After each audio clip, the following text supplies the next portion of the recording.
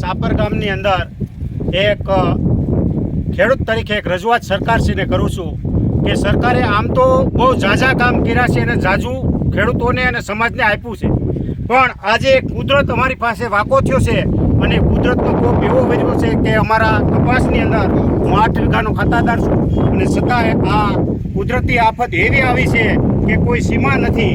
તો સરકારશ્રીને એટલો જ સંદેશ પહોંચાડવાનો છે કે તમામ ખેડૂતોને ફૂલ નહીં પણ ફૂલની પાંખડી રૂપે થોડુંક વળતર આપે તો ખેડૂતોને જે બિયારણ, ખાતર અને જે મજૂરીનો ખર્ચો કર્યો છે એ મજૂરીનો ખર્ચો તેને વળતર થાય એ બદલ સરકારશ્રીનો ખૂબ ખૂબ આભાર માનીશ.